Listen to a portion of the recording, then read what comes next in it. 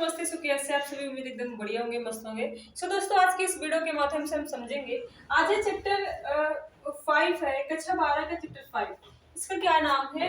प्राथमिक क्रियाएं। इस चैप्टर में सभी क्रियाएं, जो भी क्रियाएं की गई हैं, वो सारी क्रियाएं प्राथमिक क्रियाएं हैं। प्राथमिक क्रियाओं का मतलब क्या होता है, ये भी हम समझेंगे आराम से, ठीक है। प्राथमिक क्रियाओं का मतलब क्या हुआ? सबसे पहले हम पशुचारण के बारे में जान लेते हैं। पशुचारण क्या होता है?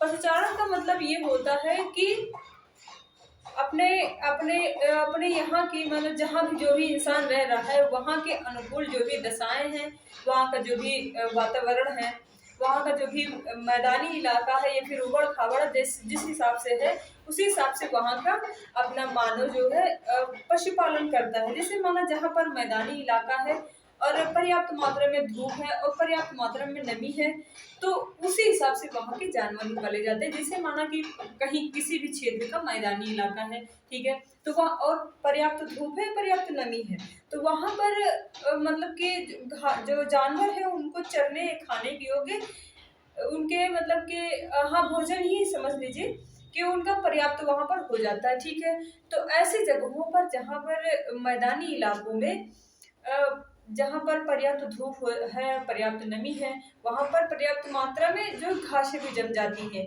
और यहाँ की घासें जब पर्याप्त मात्रा में वर्षा होती रहती है, तो यहाँ की घासें जो है नरम होती हैं, तो यहाँ पर भैंसें और गायें पाली जाती हैं, ठीक है।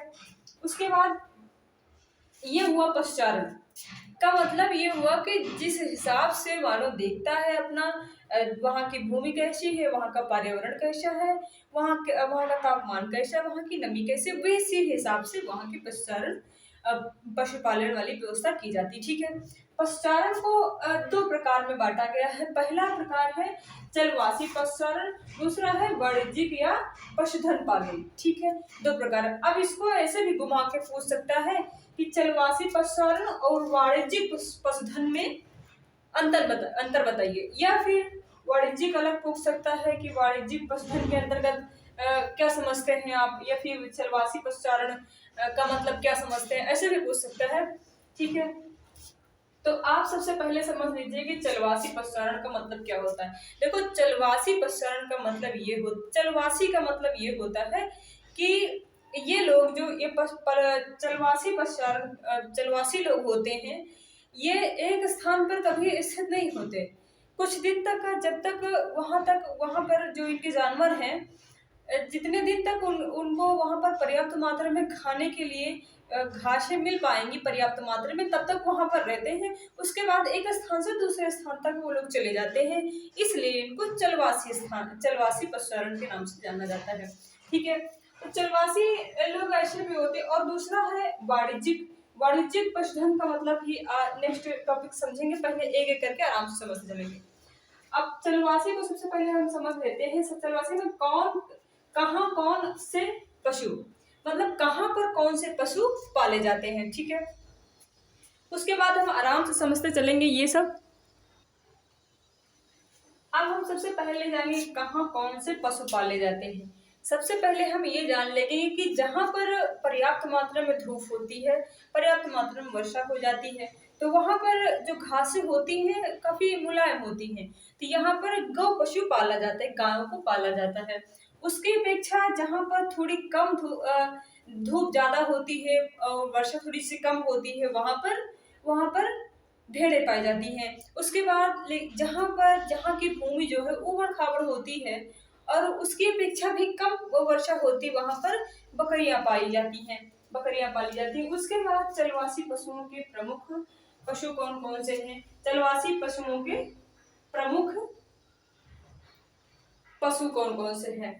चलवासी पशुओं में सबसे प्रमुख पशु है भेड़, बकरियां, गायें और ऊंट आदि पशु पाले जाते हैं चलवासी पशुओं के अंतर्गत। उसके बाद ये कुछ विशेषताएं भी है, चलवासी पशुचारण की विशेषताएं कुछ प्रमुख हैं।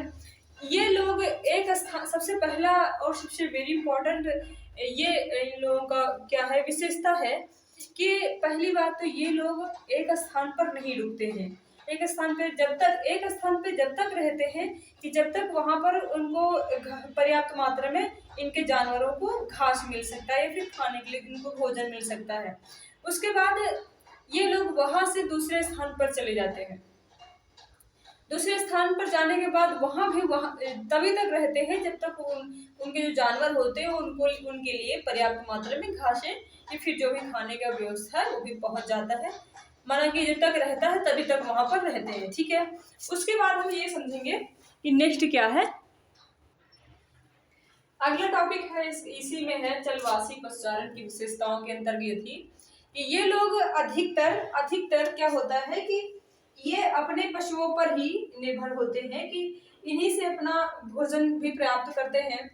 और इनका मतलब कि मुख्य व्यवसाय यही होता है कि पशुचारण ही, कि उनका मतलब कि उनको चराते हैं, उसके बाद वो अपना खाना पीना दे के दूध और क्या व्यवसाय के माध्यम से उनका व्यवसाय यहाँ पर कुछ नहीं होता है।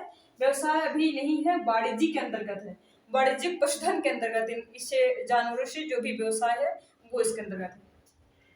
और यहाँ चलवासी पशुचारण बस ही सिर्फ ये है कि जानवरों को पेट भरना और अपना पेट भरना, यही तक इतना काम रहता है।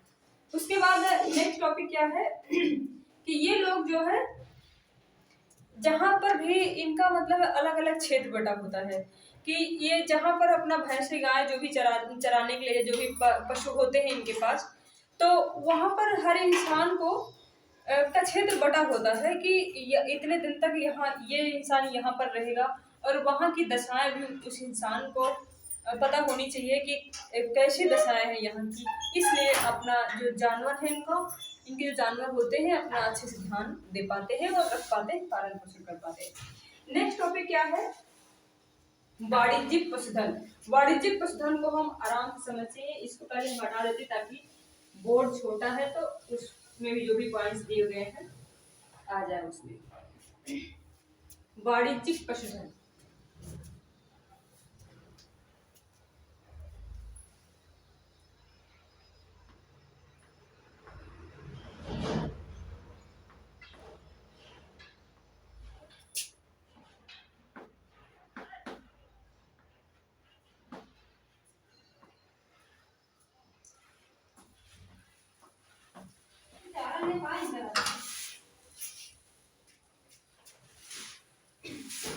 वाणिज्यिक पशुधन के अंतर्गत हम ये जानेंगे, इसमें अब यहाँ पर प्रकृति पर वो जो क्या कौन सा अगला कौन सा था, ये है वाणिज्यिक, अगला था चलवासी पशुचारण, अगला था चलवासी पशुचारण, यह है वाणिज्यिक पशुधन।